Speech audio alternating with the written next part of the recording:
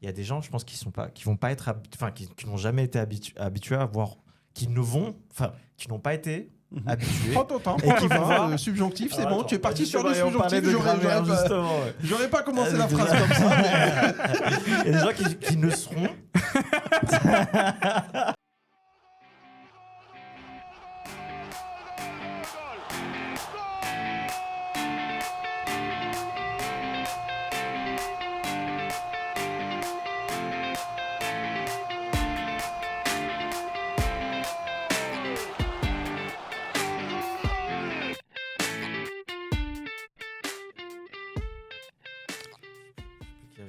Ouais.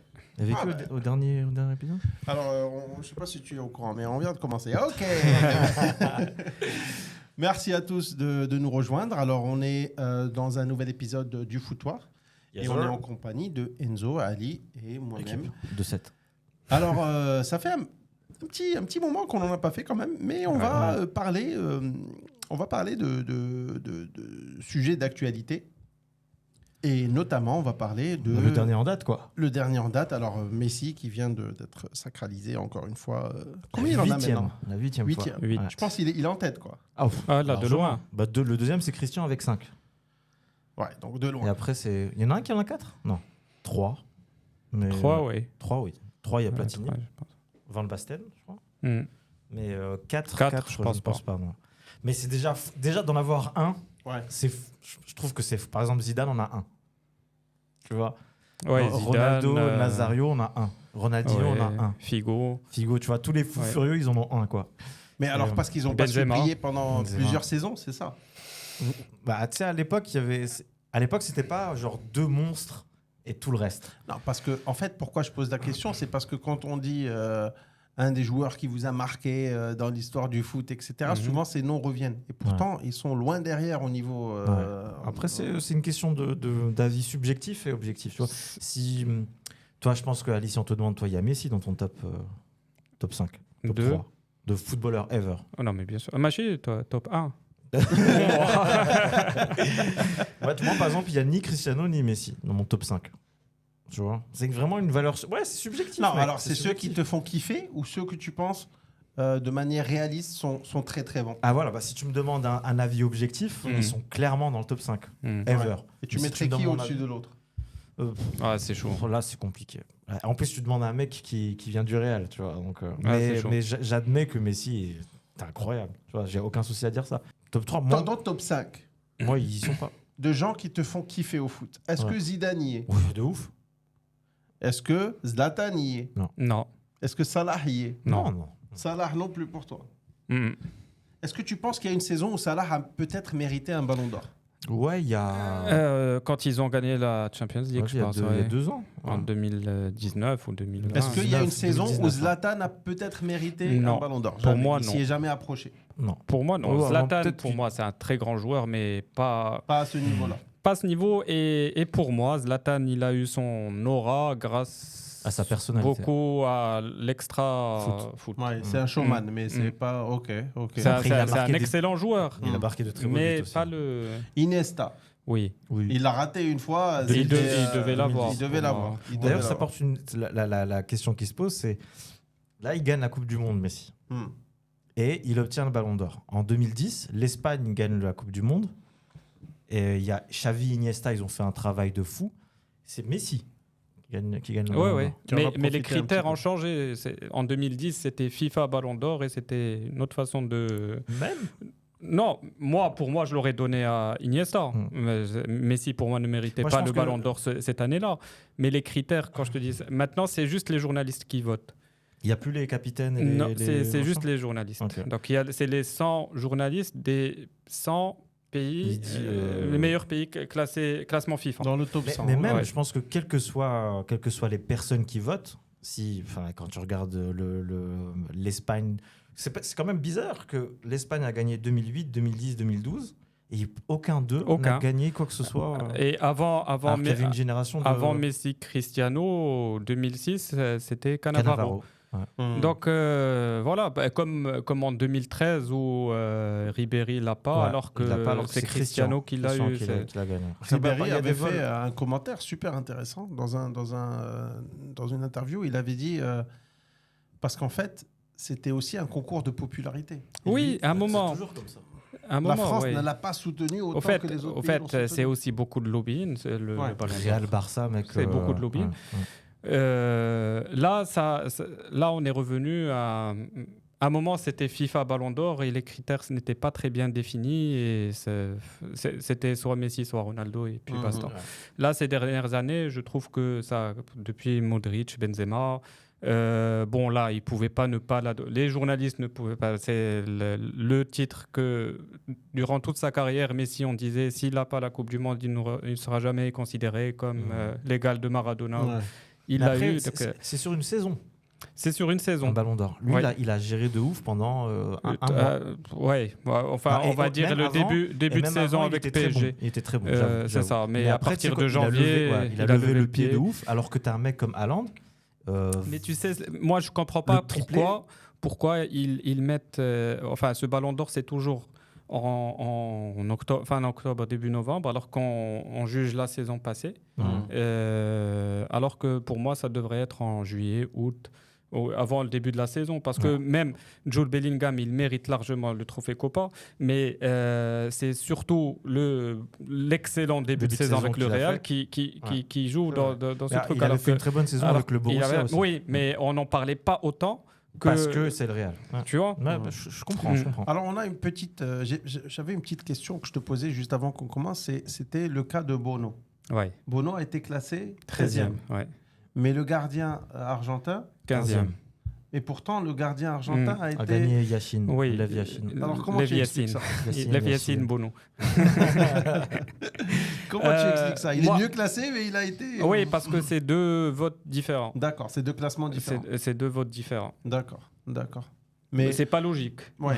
Je suis d'accord. Alors que Martinez, pendant cette saison, il a encaissé un nombre de buts avec son club West Ham.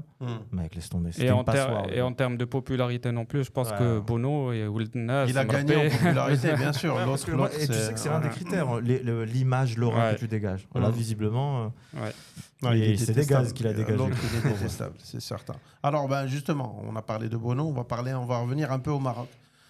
On va avoir du foot bientôt. On va avoir énormément de foot. Non, mais c'est magnifique ce qui nous arrive. On a vraiment le vent en poupe là. C'est magnifique. J'espère qu'on saura s'en montrer digne, parce qu'on a beaucoup de pression du coup. Déjà, ça commence avant même d'accueillir la Coupe d'Afrique. Il y a la Coupe d'Afrique en Côte d'Ivoire. Oui, en janvier. Et là, il va falloir qu'on assure déjà. Pour moi, ça va être chaud. Ça va être chaud dans la mesure où généralement, nous, on a été habitués pendant la Coupe du Monde à jouer contre des équipes et les attendre.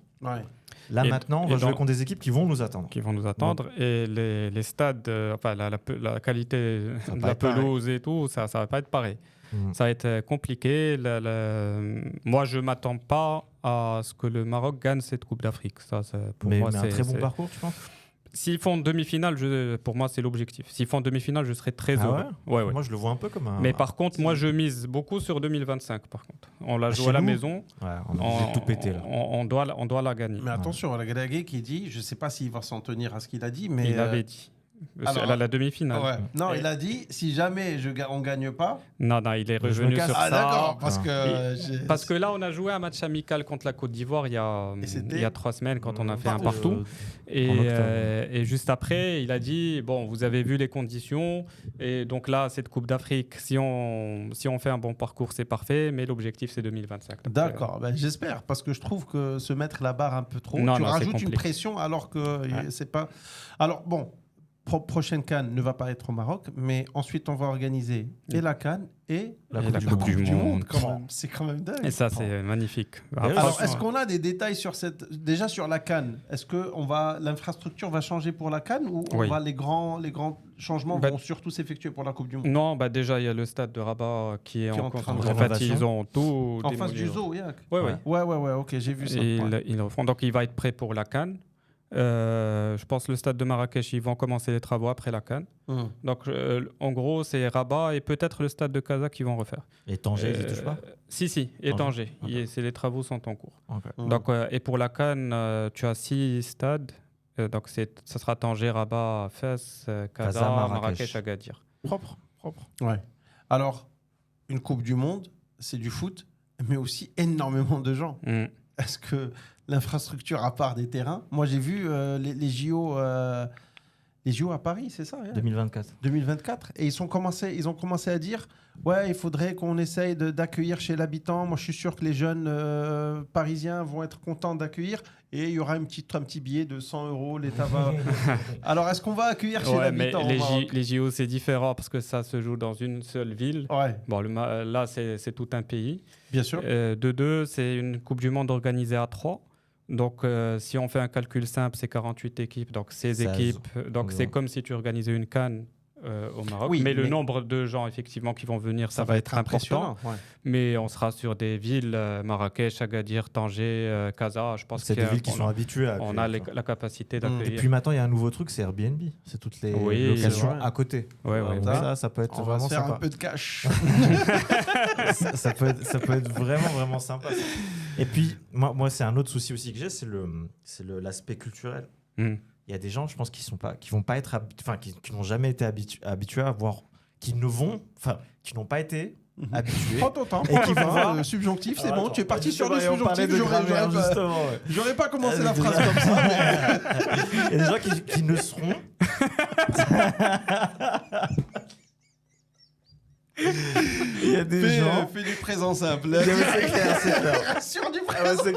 Alors, il y a des gens qui, à ce moment-là, plaît-il, vont galérer car ils n'auront pas été habitués à voir autant de monde, je pense, débarquer. Et tu sais, quand il y a une grosse différence entre des gens qui viennent de, je sais pas moi, de Trinité et Tobago qui sont plutôt pisses et des Anglais qui viennent à 10 000 dans une ville et foutent le ball, tu vois. Ça va être... Et moi, je trouve que c'est un truc bien parce que ça va ouvrir le Maroc au monde et le monde va venir au Maroc. Tout à fait. Ça, c'est pas plus mal. Moi, j'ai entendu mon épicier qui me parle tout le temps foot et en fait, je fais semblant de comprendre ce qu'il dit. Il me dit je sais pas de quoi il parle. Et il m'a dit tu vois, les gens, ils commencent à faire de l'immigration clandestine pour aller chercher l'Europe, etc. L'Europe, elle vient jusqu'à chez nous. J'ai dit, honnêtement, j'y ai pas pensé comme ça, mais c'est vrai, pas la peine de se déplacer, ils viennent chez nous. Là, pour le coup, ils vont venir. Je pense que ça va être un bel événement. Mais tu sais, là, il y a pas longtemps, l'Arja, il a reçu à Salé. Il a reçu les membres de la commission, de la fédération portugaise et espagnole. Et ils étaient en train d'essayer de se mettre d'accord sur les dates, les stades, où se jouera la finale. Ça, c'est un enjeu monstrueux. L'Arja veut la finale à Rabat et les Espagnols veulent à Bernabéu. Ça va être à Bernabéu. Je comprends. Ça va être à Bernabéu. 80 000 places. Les Portugais, ils ont annoncé, ils ont 3 stades. Donc, et la Coupe du Monde, c'est minimum 14 stades, maximum 18. Donc, je pense que nous, on sera sur 6 et l'Espagne sur 8, 9. Okay. Ouais, et puis moi je trouve ça intéressant parce qu'il va y avoir beaucoup de monde et il y a les matchs, mais il y a aussi les entraînements, donc il faut aussi des terrains. Il faut des villages pour les équipes. Les équipes, tu sais, elles sont accueilles dans des hôtels ces hôtels ont eux-mêmes aussi des terrains pour s'entraîner. Avec leur chef cuistot, avec leur truc. Ça demande. Tu as vu le reportage sur la Russie en 2018 quand tu voyais le village de chaque pays, mec, c'était impressionnant. C'est impressionnant. Mais moi, j'ai pas de crainte par rapport à la capacité du Maroc à organiser cet événement mondial parce que déjà, j'ai bien aimé, on a commencé doucement. On a organisé les Coupes du Monde des clubs. On s'est habitué un peu au cahier de charge de la FIFA. On a acquis de l'expérience et on a commencé en 2013, 2014 et là en 2023. Doucement. Ça allait très vite. Mais est-ce que pécuniairement, économiquement, c'est bon pour le Maroc une Coupe du Monde? Parce que parfois on dit qu'on perd. On perd de l'argent. On va perdre de l'argent, mais après c'est possible que pour le Marocain, pour nous tous, peut-être qu'on aura des hôpitaux de meilleure qualité, parce qu'il y a un cahier de charge FIFA qui va on va en bénéficier. Les infrastructures routières et aussi toutes les personnes qui vont travailler. Donc on va, parce qu'il y a plein de chantiers, donc j'espère qu'il y aura plein de sociétés marocaines qui vont bosser, et donc forcément, ou même étrangères, ça va créer de l'emploi. Et puis tu sais, là, il y avait, vous vous rappelez du tableau qu'il y avait sur le budget alloué à la Coupe du Monde par pays. Généralement, c'est 2, 3, 4, 5 milliards de dollars. Qatar, mec, c'était 200 et quelques bien milliards. sûr, Mais généralement, ça doit être dans les 3-4 milliards de dollars. Si tu veux. Et en plus, nous, déjà, on a une certaine base. Donc, ça va. Et puis sur la durée, peut-être qu'on va perdre de l'argent tout de suite, ou au moins ne pas en gagner énormément, mais sur la durée, je pense que ça va être bénéfique. Les retombées économiques vont être positives. Il y aura un retour sur investissement, je pense. Et puis, ce qui est bien, c'est qu'après la Coupe du Monde, on a vraiment mis le Maroc sur la carte. Et je pense que ça a attisé un peu la curiosité des gens. Ils doivent se dire, ah mec, déjà, le Maroc est là. Non, mais il est bien placé. Je parlais la dernière fois avec une amie qui travaille à l'ONMT. Et papa aussi travaille là. L'ONMT, alors c'est quoi pour ceux qui ne travaillent pas là? Marocain du tourisme. Ok. Et donc, il me dit le parcours du Maroc à la Coupe du Monde. Les retombées, n'importe quelle pub qu'ils avaient fait dans le passé, ça n'a rien à voir avec ce parcours-là. Ça a explosé Quand tu vois, c'est quelle équipe? Le PSG c'est Visite Rwanda, un truc comme ça. Il avait un moment. Donc ça prouve bien que le tourisme, activer le tourisme dans un pays, c'est vraiment quelque chose qui va activer les choses. Maintenant, on organise aussi des événements internationaux, Mawazine, etc., où on a des superstars qui viennent. Ça reste un tout petit événement comparé à une Coupe du Monde. Mais je pense qu'on a les capacités de gérer une Coupe du Monde. J'espère que footballistiquement, on va cette prochaine CAN, on va pas faire pchit, parce que si on fait pchit, je pense que ça va mal la foutre pour notre CAN et pour la Coupe du Monde. Si on fait une demi-finale et encore une demi-finale à la CAN qu'on organise, moi je pense que c'est bien. Coupe du Monde, est-ce que vous pensez qu'on va... Alors je sais que c'est un peu loin, mais est-ce qu'on a le droit de rêver de faire au moins une demi-finale encore, ou ça va dépendre des CAN, parce que les CAN et la Coupe du Monde, c'est deux compétitions très différentes quand même?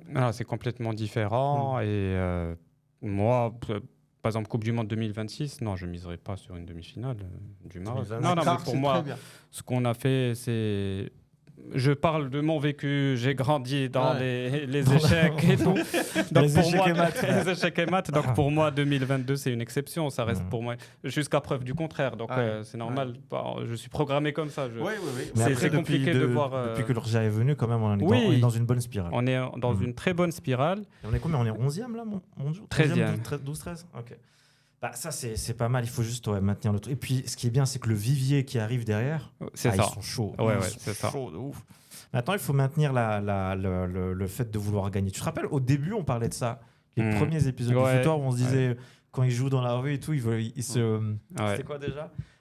Ils n'ont pas l'air comme s'ils ont envie de gagner quand ils jouent. Là, clairement, tu sens que... Mais d'ici la Coupe du Monde, je pense que l'équipe du Maroc qu'on voit maintenant, elle va être très différente. Oui. Parce que c'est quand même dans quelques années, ceux qui ont déjà la trentaine, on va perdre les cadres, on va perdre les grands cadres. Donc il faut les former.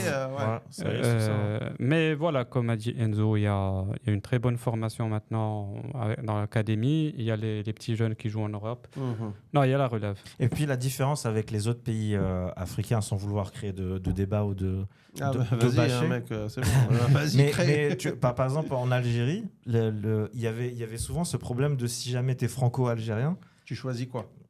Tu vois, et le fait de choisir l'Algérie, c'était parce que la France ne voulait pas de toi. Alors que Maroco-français, franco-marocain ou maroco-français, directement, ils se disent ok, je voudrais bien jouer pour le Maroc, avant même d'arriver à 2022, tu vois.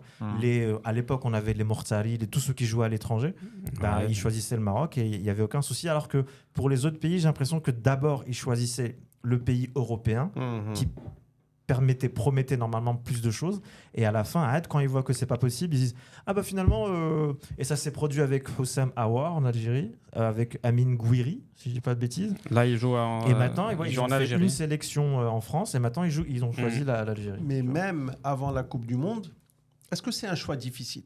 Est-ce que tu préférerais, toi, par exemple, être sur le banc, sur le banc en France et peut-être avoir une chance de jouer et peut-être faire tes preuves et rentrer dans l'équipe A et jouer, ou bien de dire allez viens je vais au Maroc, mais avant la Coupe du Monde.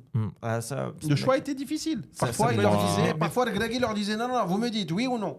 Écoute, il faut que je pense à mon pays, mais il faut que je pense à ma carrière aussi. Moi je pense que c'est pas juste avant la Coupe du Monde, parce que tu sais avant d'arriver à la Coupe du Monde tu tapes des matchs oui, mais ce que je veux dire par là, maintenant que la Coupe du Monde on est arrivé à un certain niveau, on est 13e au monde, etc., le choix est un peu plus facile. Clairement. Mais avant d'avoir fait cet accomplissement, c'est un choix compliqué. Tu peux pas demander à un petit jeune, écoute, tu viens jouer au Maroc parce qu'il faut mouiller le maillot pour ton pays. Ouais, mais moi j'ai une carrière, il faut que je pense à ma carrière. Mis à part la carrière aussi, quelqu'un qui est né en Espagne ou en France, on peut pas juger. Non, tu peux pas. En plus, ça dépend aussi de l'amour que tu portes pour tel ou tel pays. Il peut se sentir plus espagnol ou français que marocain. Peut-être il parle pas la langue. Peut-être que c'est le contraire.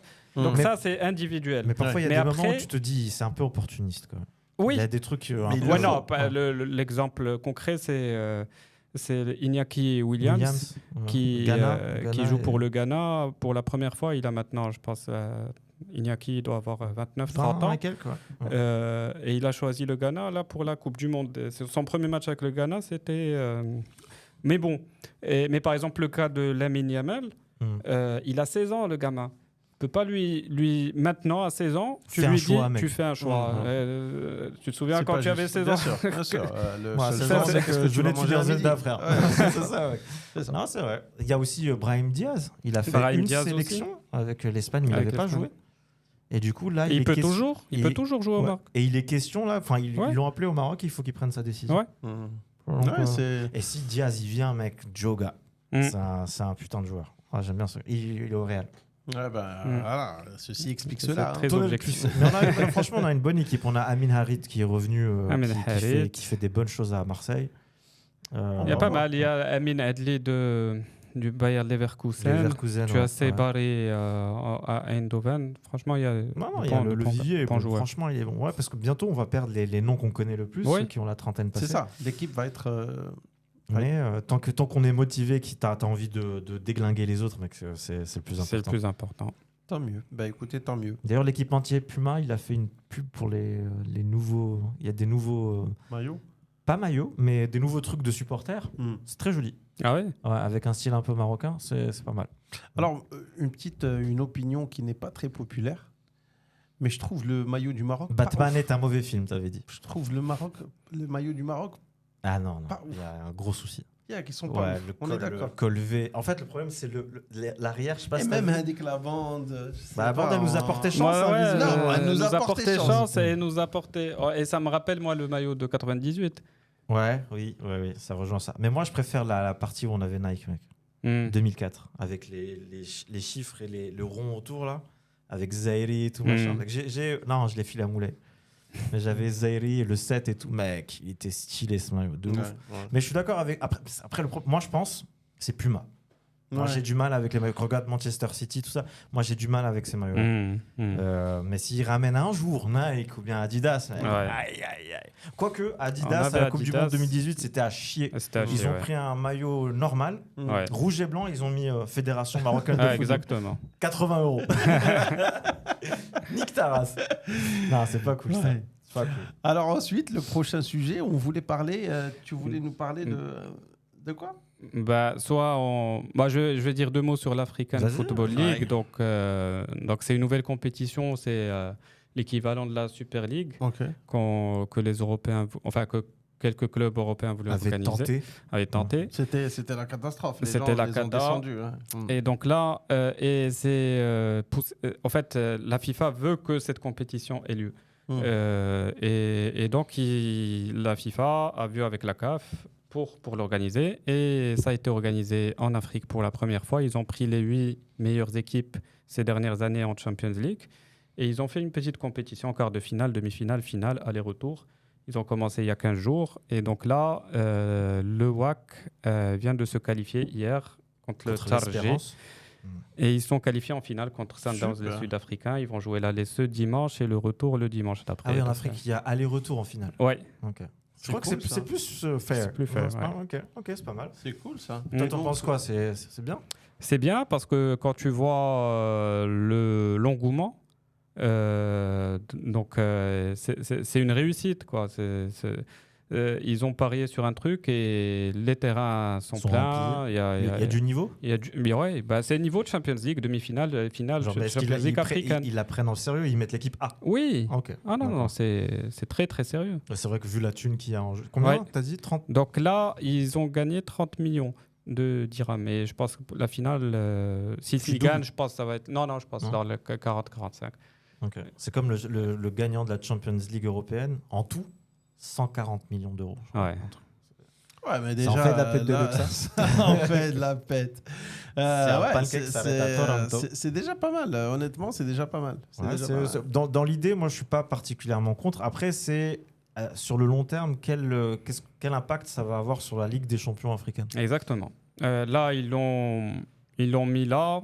Ça impacte pas le calendrier de la Champions League, mais ça impacte le calendrier des championnats, parce que là, on a repris le championnat et le Wydad, il y aura 3-4 matchs de retard. Ça va couper, décaler. Ouais.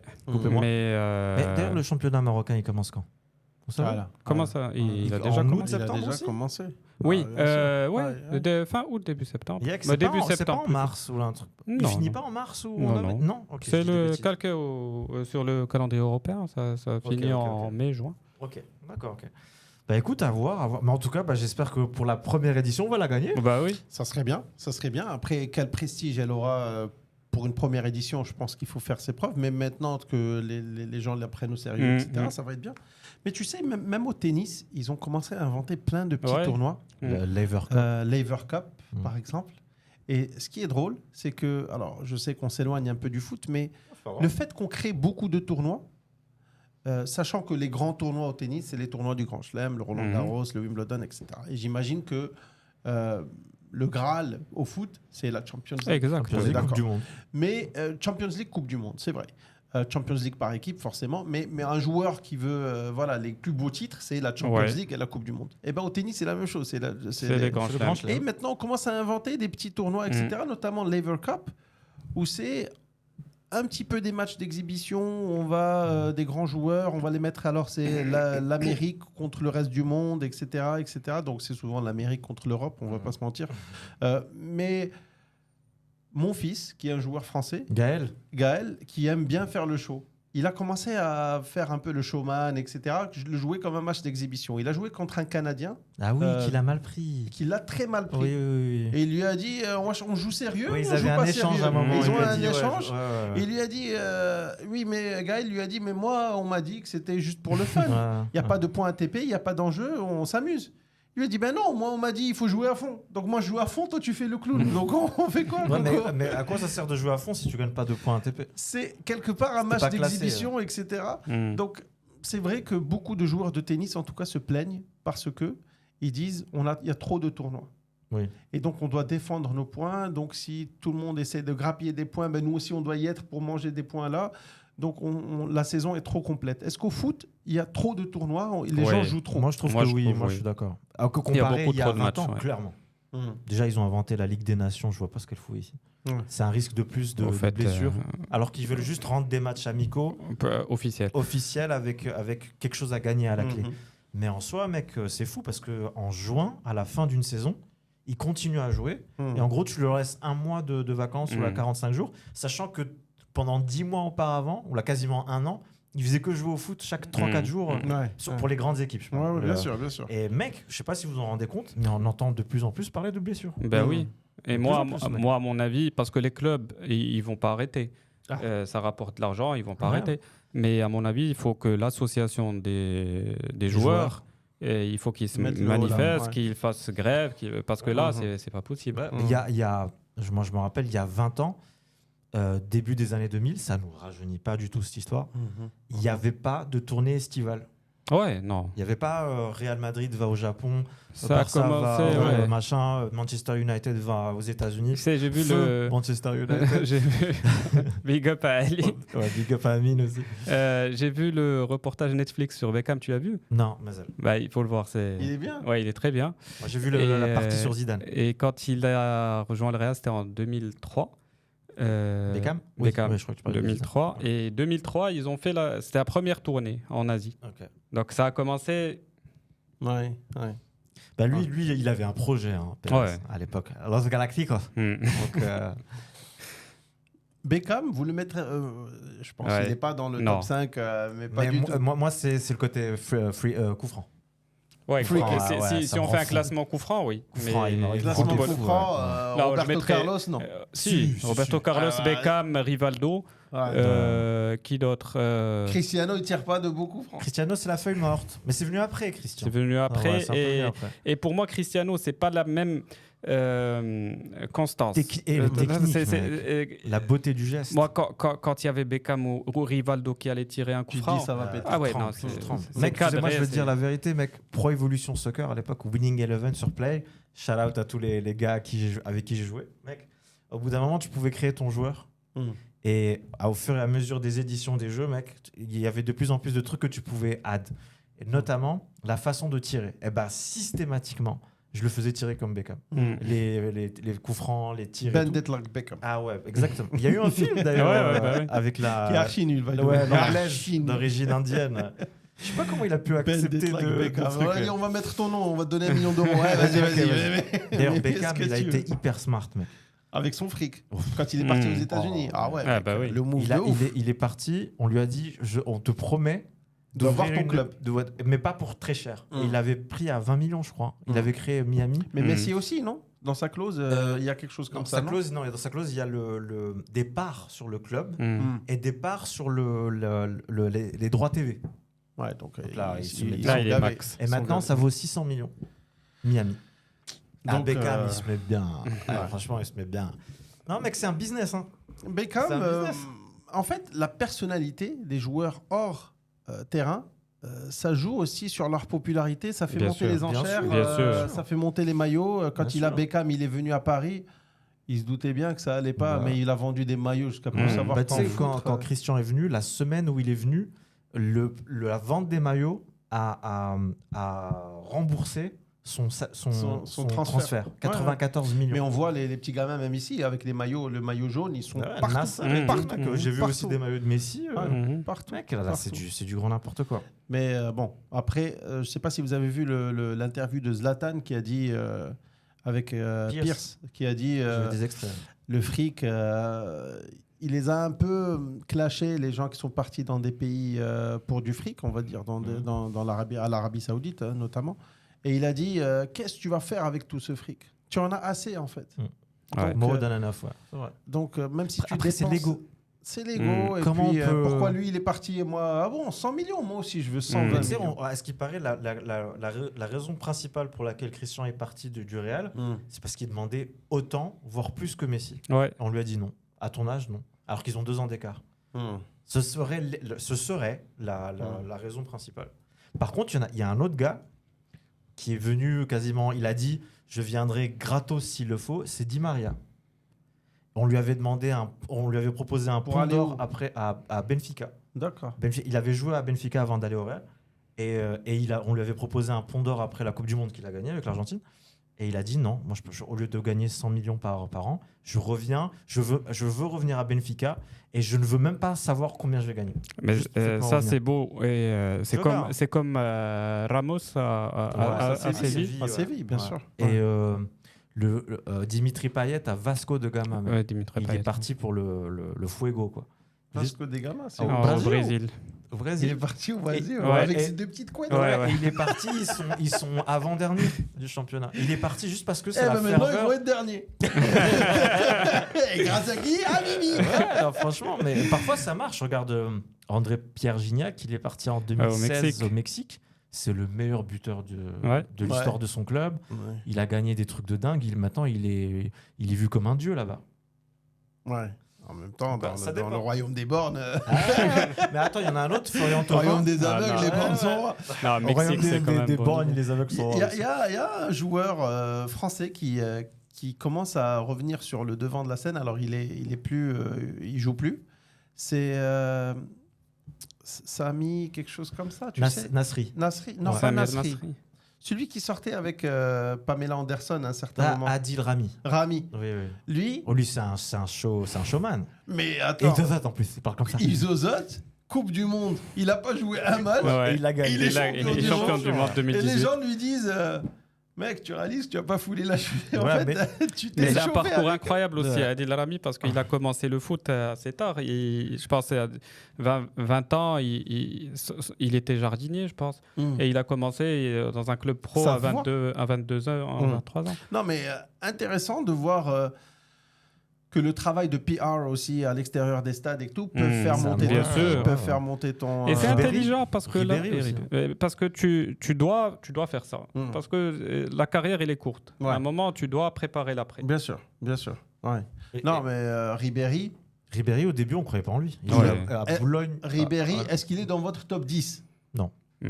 Même pas votre top 10. Non, Allez, mais- les gars, en Allemagne, il a tout Ouais, tout ouais, pété. Ouais, mais même. même. Ça, peut-être Putain. top 20 objectif, ouais. Mais petit top 10, nous, ça fait une trentaine d'années qu'on regarde le foot. Mm. Ouais. En 30 ans, on a vu des poteaux. Ok, on va finir justement avec ça. On va faire un petit. Vous voulez un quiz? Non, je déconne, je rigole. Alors, dans ton top 5, Ouais, est-ce que tu mets Zidane?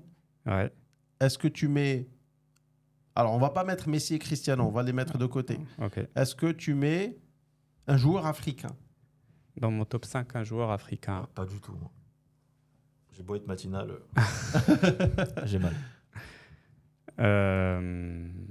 C'est quoi ton top 5, grosso modo? Sans nous donner le classement, juste les 5 personnes Messi, Ronaldinho. que tu. Non, Il y en a mis à part, 100, mis à Rivaldo. part Messi, Cristiano. Pour moi, c'est Iniesta. c'est Iniesta, Xavi, Ronaldinho. Rivaldo, c'est Iniesta, c'est Ronaldinho. Zidane, bien sûr. Ali, C'est un beau gosse, Ronaldo, Luis Nazario. Gonzalo del Lima. Mhm. Et le 5e, moi, Tu mets Vas-y, pas vas-y, Ronaldinho Enzo. Vas-y, toi. Tu mets pas Ronaldinho, toi On l'a fait avec Mehdi. Si, je mettrais Voilà. Ronaldinho. Ouais. Moi, je t'ai dit, c'est Benzema, Benzema, Guti, Zidane, Riquelme et je sais plus qui j'avais mis en 5e, mais dans cette gamme-là. Et Nazario. Nazario. Ouais. Top gardien, Lama. Charbonnier. Charbonnier Top aussi. des qui a- gardiens. Top des gardiens. il a gagné la Coupe du Monde. Buffon. Buffon. Tu Buffon, mettrais oui. Buffon. Ouais, je mettrais Buffon, bien sûr. Subjectif. Hein Subjectif ou Non, objectif l'efficacité, au cage, tu mets Buffon. sur ou les pas 30 dernières années, je parle. Ah, moi, je mettrais, je pense, Casillas. À son prime, Casillas, je crois qu'il était. Ah, Barthez, Casillas, oui, bien sûr. Barthez ne figure pas dans le top Pour moi, non. Non. Pour moi, non. Je Parce mettrais, que Barthez, il a fait au début, c'était Nantes. À la Ouais, fin, mais, c'était Marseille. Coupe du Manchester, Monde, quand c'était même. pas tip top. Hein. Mmh, Manchester c'est United, ça. c'était pas top. Donc c'est pas un gardien de. Mais c'est vrai qu'en équipe de France, rien à dire. Mais si tu parles genre surtout Buffon, une carrière. Casillas, machin. Bah, Casillas, mec. Et on n'en parle pas beaucoup, mais meilleur défenseur, si vous deviez dire un ou deux noms. Mec. Ça les sera défenseurs. peut-être- Très bonne question. on Les va pas- attaquants, tout le monde aime bien, mais les défenseurs, Moi, ça rame défenseur, derrière. Moi, je mets Ramos. Et là, dans le top 5, il y a Ramos, bien sûr. Mais il y a forcément un Italien. Parce que là, Cannavaro, c'est- Nesta. Ouais, Nesta. Maldini. Maldini, c'est la Maldini. classe. Maldini, Nesta. Et ça moi, passait et moi pas. je mettrais aussi Puyol. Ah, Puyol. Ouais. L'abnégation, mon gars. Le sacrifice de soi, mec. Très je crois aimé. qu'il pourrait laisser buter sa famille Mm. et le ballon rentre pas. Mais Je Puyol, pense qu'il hésiterait, quand hein. ça s'échauffe, etc., c'est lui qui C'était lui sépare, qui c'est lui calmait. qui- Ouais. Puyol, Puyol, tu ouais. sens que c'est... C'est un capitaine. Mm. C'est vrai. C'est l'équivalent de Raoul au Real. Ouais. C'était Mm. même quand il y avait une baston quoi, Raoul, il était là. Calmez-vous Mm. les gars. Et toi, Bon. tu en as Le connard. Est-ce que t'as un top par colonne vertébrale? Alors, non, honnêtement, Goal, qui t'a le plus marqué au goal? moi, celui que j'aimais beaucoup, c'est l'Italien, hein, vous venez de le citer. Buffon. Buffon, j'aimais beaucoup. Écoute, j'aimais beaucoup Buffon. Honnêtement, je trouve que Bono a été un peu responsable de notre demi-finale. Oui. Il a sauvé trop de... Pas juste un peu pour moi. Je trouve que c'est vraiment l'homme de la penalty-wise déjà. Les penalties, tu imagines si à chaque fois il est moyen au lieu d'être exceptionnel, c'est un but. Et c'est un but, ça peut changer la trajectoire. Et pour sa carrière aussi, c'est pur produit formation Wydad, il a commencé au WAC. Vous savez qu'en 2011, il avait joué la finale de la Champions League africaine. Le retour parce que le gardien titulaire de l'époque il était blessé. Donc Bono il était encore jeune. Il a fait un super match en Tunisie et après il y a l'Atlético Madrid qui l'achète et pour jouer dans l'Atlético Madrid B avec un salaire inférieur à ce qu'il touchait au Wydad et il a accepté. Donc là après il a la chance d'être dans une famille classe moyenne donc il peut se permettre de prendre des petits risques. Famille Bono. C'est pas mal, c'est Bono. Non, honnêtement, et moi, un joueur qui m'a vraiment fait kiffer, je sais qu'on en a parlé la dernière fois, c'est Ronaldinho. Moi, lui, gros kiff. Peut-être pas une efficacité de ouf devant les cages, mais les passes sans regarder, les petits trucs, etc. Ça, il te faisait plaisir. La virgule. Alors, la virgule, c'est pas lui qui l'a inventé. Non, Pelé la faisait à l'époque. Mais la virgule, lui, il l'a maîtrisé à fond. On est d'accord. Je crois que c'est la plus belle virgule. Et moi, le joueur africain, pour revenir, que j'ai plus kiffé ces 30 dernières années, ça va être Samuel Eto'o. Moi, ça reste Zidane. Ça passe partout. Zidane, et Benzema. Polémique sur Benzema de ouf. Non, c'est ridicule. C'est ridicule. Franchement, tu touches à une légende de ton pays. Je pense qu'on devrait même pas. On devrait même pas en parler. On devrait même pas en parler tellement c'est minable. Ça fait de la pub. Mais Benzema, grand joueur, qui figure pas dans vos top 10. Tu dis Si, moi oui. Dans ton top 10, pas dans mon top 3, moi. Top 10. Top 10. Lui, il est blasé. Non. Non, Benzema, oui, peut-être. Dans top 10, vers les 7, 8, oui. Ouais, Benzema. Toi, Benzema, grand joueur. Moi, honnêtement, je trouve qu'il a été... il a joué un rôle après le vide qu'a laissé Cristiano. Je pense qu'il a rempli son contrat et même plus. Et ça c'est balèze. Parce qu'il a joué toujours dans l'ombre de Cristiano, même si Cristiano le mettait toujours en valeur. Il disait, moi, sans Benzema, je ne marque pas autant, etc. C'est un pilier de l'équipe. Ça fait plaisir de t'entendre dire ça.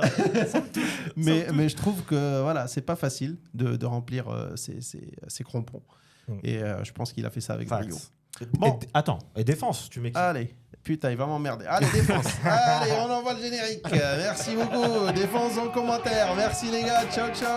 C'était le foutoir. Ciao.